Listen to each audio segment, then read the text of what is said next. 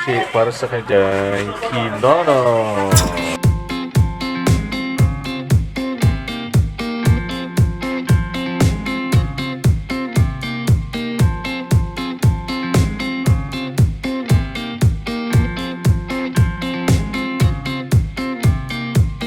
Ano nga na ingredients sa ating ng kinono? Kinono. Muna yung talagang pagi po siya. Pagi. Ay, alam ko na yung pinapaloon niya kanina. Malaking pagi. Then, siyempre, Bicol tayo. Siyempre, yung sekreto dyan, yung gata at yung sili. Sili haba po ang ginagamit dyan sa kinono. Yan mo muna sa balkon, ilain mo. Ayan po. Halo-halo ang language namin dito.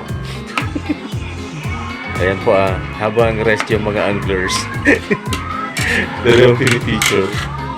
Ayan sabi nga dyan, maglaway kayo. Sana matirahan ako.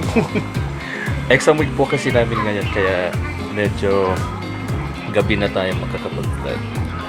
Para may content na naman tayo. Care of Ate Shi. Ayan. Sana pilahan. Ang legendary wife ng aming legendary president ng Baak. Si Kuya si Kuya Pino. Busy din siya. Kuya. Is it legal to eat stingray? In short, yes. You can eat stingray, and it is safe to consume. It is caught using fishing lines or spears. They are an interesting type of seafood you can eat. So when you visit Bicol, it is one of the exotic dishes that can be offered to you by the Bicolanos. Are stingrays healthy to eat?